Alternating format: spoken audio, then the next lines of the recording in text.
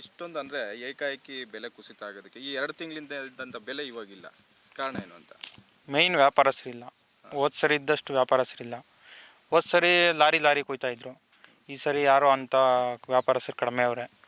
ವ್ಯಾಪಾರಸ್ಥರು ಡೈರೆಕ್ಟ್ ತೋಟ ಹತ್ರಕ್ಕೆ ಬಂದು ತಗೊಂಡೋದ್ರೆ ಅದ್ರಿಗೆ ಬೆಲೆ ಮೇಯ್ನ್. ಅದು ವ್ಯಾಪಾರ ಯಾಕೆ ಬರ್ತಾ ಇಲ್ಲ ಅಂತ? ಎಕ್ಸ್ಪೋರ್ಟು ಇಲ್ಲ, ಅದು ಪ್ರಾಬ್ಲಮ್. ಈ ಹಿಂದೆ ಯಾರು ವ್ಯಾಪಾರಸ್ಥರು ಬಂದಿದ್ರು? ಬಾಂಗ್ಲಾದವರು, ಮಹಾರಾಷ್ಟ್ರ ಎಲ್ಲ ಬರ್ತಾಯಿದ್ರು. ಈ ಸರಿ ವ್ಯಾಪಾರಸ್ಥರು ಕಮ್ಮಿ, ತೋಟಗಳು ಜಾಸ್ತಿ ಆಗೋದು. ಅದು ತೋಟ ಜಾಸ್ತಿ ಆಗ್ತಾ ಇದ್ದಂಗೆ ಎಲ್ಲ. ಅಂದರೆ ಬಾಂಗ್ಲಾದಲ್ಲಿ ಏನೋ ಸಮಸ್ಯೆ ಆಗಿರೋದ್ರಿಂದ ವ್ಯಾಪಾರಸ್ಥರು ಇಲ್ಲಿ ಬರ್ತಾ ಇಲ್ಲ. ಹೌದು, ಹೋದ ಸರಿ ಇತ್ತು ವ್ಯಾಪಾರ ಸಹ ಎಲ್ಲ ಜಾಸ್ತಿ ಬಂದಿದ್ರು. ಈ ಸರಿ ಕಡಿಮೆ, ಅದರಿಂದ ಬೆಲೆ ಕಮ್ಮಿ ಆಗಿದೆ. ಅದರಲ್ಲಿ ಲೋಕಲ್ ಮಾರ್ಕೆಟ್ ಎಲ್ಲ ಜಾಮ್ ಆಗೋಯ್ತು, ಅದು ಎಫೆಕ್ಟ್ ಹೊಡ್ತು. ಅಂದರೆ ರೈತರೆಲ್ಲ ಅಲ್ಲೋಗಿ ತಗೊಂಡು ಅಲ್ಲೋಗಿ ಎಲ್ಲ ಲೋಕಲ್ ಮಾರ್ಕೆಟ್ ತುಂಬಿದ್ರು. ನೇರವಾಗಿ ತೋಟದಾಗ ಬಂದರೆ ಒಳ್ಳೆ ಬೆಲೆ ಸಿಗುತ್ತೆ. ಅದು ಲೋಕಲ್ ಮಾರ್ಕೆಟ್ ತುಂಬ್ತಾರೆ, ಅದು ಏನಾಗುತ್ತೆ, ಜಾಮ್ ಆದಾಗ ರೇಟ್ ಡೌನೇ ಆಗೋದು, ಬಲವಂತಿಕೆ ಕಟ್ಟಬೇಕು, ಆ ಥರ ಪ್ರಾಬ್ಲಮ್ ಆಗಿದೆ. ನಿಮ್ಮ ಹೆಸರು? ರಾಮಚಂದ್ರ ಅಂತ. ದಾಳಿಂಬೆ ಬೆಳೆಗೆ ಯಾಕೆ ಇಷ್ಟು ಏಕಾಏಕಿ ದಿಢೀರಂತ ಬೆಲೆ ಕುಸಿತ ಆಗಿರೋದು? ದಾಳಿಂಬೆ ತುಂಬ ಚೆನ್ನಾಗಿ ಬೆಳೆದಿದ್ದೀರಿ. ನಮ್ಮ ಬೆಂಗಳೂರು ಗ್ರಾಮಾಂತರದಲ್ಲಿ ನಮ್ಗೆ ಗೊತ್ತಿದ್ದಂಗೆ ನಾವು 15 ವರ್ಷ 20 ವರ್ಷದಿಂದ ತೋಟ ಮಾಡ್ತಾಯಿದ್ದೀರಿ. ನಮಗೆ ದ್ರಾಕ್ಷಿ ಆಗಿರ್ಬೋದು, ದಾಳಿಂಬೆ ಆಗಿರ್ಬೋದು, ಎಲ್ಲ ಬೆಳೆ ತುಂಬ ಚೆನ್ನಾಗಿ ಬರುತ್ತೆ. ಯಾಕಂದರೆ ತುಂಬ ಹಣ್ಣು ಚೆನ್ನಾಗಿರ್ತದೆ. ಈಗ ಬಾಂಗ್ಲಾದವರು ಬರ್ತಾರೆ, ಮತ್ತು ಬೇರೆ ಬೇರೆ ಸ್ಟೇಟವ್ರು ಬರ್ತಾರೆ. ನಮಗೆ ಬಂದ್ರೂ ಹಣ್ಣು ಚೆನ್ನಾಗಿದ್ರು ಫಸ್ಟ್ ಕ್ಲಾಸಾಗಿ ತೊಗೊಂಡೋಗ್ತಾರೆ. ಏನಾದರೂ ಈ ದಳ್ಳಾಳಿಗಳು ಜಾಸ್ತಿ ಕಟ್ಟಾಗ್ಬಿಟ್ಟಿದೆ. ದಳ್ಳಾಳಿಗಳು ಏನು ಮಾಡ್ತಾರೆ ಅಂತಂದರೆ, 100 ರೂಪಾಯಿ ಇದ್ದರೆ 80 ರೂಪಾಯಿ ಕೇಳ್ತಾರೆ. ತುಂಬ ಸಮಸ್ಯೆ ಆಗ್ಬಿಟ್ಟಿದೆ. ಬಾಂಗ್ಲಾದವ್ರು ಏನಾದ್ರು ನೇರವಾಗಿ ಏನಾದ್ರು ತೋಟಕ್ಕೆ ಬಂದು ಏನಾದ್ರು ಖರೀದಿ ಮಾಡಿದ್ರೆ ಒಳ್ಳೆ ಬೆಲೆ ಸಿಗುತ್ತೆ. ಹೋದ ವರ್ಷ, ಹಿಂದಿನ ವರ್ಷದಲ್ಲಿ ದಾಳಿಂಬೆ ಬಂದು ಸುಮಾರು 140-150 ರೂಪಾಯಿ ಫಿಕ್ಸೆಡ್ ಮಾಡ್ಕೊಂಡು ತೊಗೊಂಡೋಗ್ತಾಯಿದ್ರು. ಝೀರೋ ಕಟಿಂಗ್ ಅಂದರೆ ತೋಟ ಪೂರ್ತಿ ಕಟ್ ಮಾಡ್ಕೊಂಡು ಹೋಗೋದು. ಈಗ ಫಸ್ಟ್ ಒಂದು ರೌಂಡ್ ಕಟ್ ಮಾಡ್ಕೊಂಡು ಹೋಗ್ತಾರೆ, 2ನೇ ರೌಂಡ್ಗೆ ಬರೋದೇ ಇಲ್ಲ. ಆಗ ನಾವೇ ಮಾರ್ಕೆಟ್ಗೆ ತೊಗೊಂಡೋಗ್ಬೇಕು, ತುಂಬ ಸಮಸ್ಯೆ ಆಗ್ತಾಯಿದೆ. ಈಗ ಲೇಬರ್ ಬಾಂಗ್ಲಾದೇಶವ್ರೇನು ತಗೊಂಡೋಗಿ ಅವ್ರು ಬೇರೆ ಕಡೆ ಏನು ರಫ್ತು ಮಾಡ್ತಾರೆ? ಬಾಂಗ್ಲಾದೇಶದಿಂದ ಎಲ್ಲ ಕಂಟ್ರಿಗೆ ಹೋಗುತ್ತೆ. ಅದಕ್ಕೆ ಅವ್ರು ಇಲ್ಲಿ ಬಂದು ನೇರವಾಗಿ ಪರ್ಚೇಸ್ ಮಾಡ್ತಾರೆ ಬಾಂಗ್ಲಾದವರು. ಅವ್ರು ಇಲ್ಲಿ ಮಿಸ್ಗೈಡ್ ಮಾಡ್ತಾರೆ, ಅದೆಲ್ಲ ಇಲ್ಲಿ ಲೋಕಲ್ ಅವರು ಮಿಸ್ಗೈಡ್ ಮಾಡ್ತಾ ಇದ್ದಾರೆ.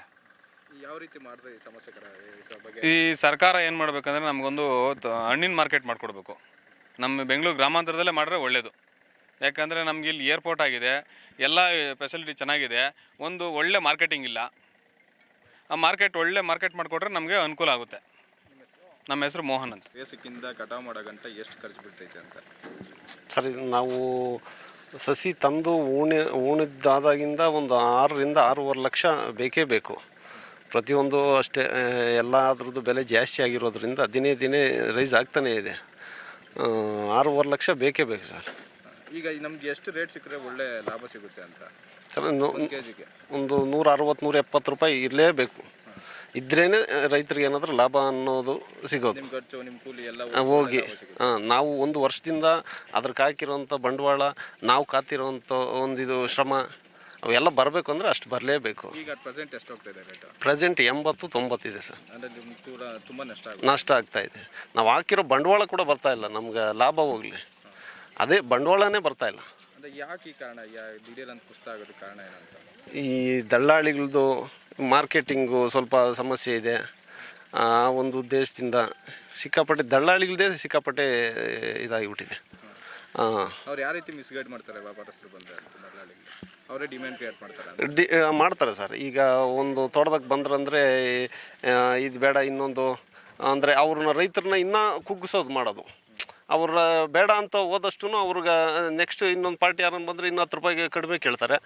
ಆವಾಗ ಕೊಟ್ಬಿಡೋಣ ಅನ್ನೋಷ್ಟು ಬೇಜಾರು ಬಂದ್ಬಿಡುತ್ತೆ ಅವ್ರಿಗೆ. ಆ ಥರ ಅವರು ಡಿಮ್ಯಾಂಡ್ ಕ್ರಿಯೇಟ್ ಮಾಡೋದು. ನಮ್ಮ ಪ್ರದೇಶದಲ್ಲಿ ಇದು ಹೊಸ ಬೆಳೆ ಅಂತ ಸರ್ಕಾರ ಈ ರೀತಿ ರೈತರಿಗೆ ಯಾವ ರೀತಿ ಉತ್ತೇಜನ ಕೊಡಬೇಕು ಅಂತ? ಕೊಡ್ಬೇಕು ಸರ್. ಮಾರ್ಕೆಟಿಂಗ್ದು ಸಿಕ್ಕಾಪಟ್ಟೆ ತೊಂದರೆ ಇದೆ, ಅದ್ರ ಬಗ್ಗೆ ಏನಾದರೂ ಇದು ಮಾಡಬೇಕು.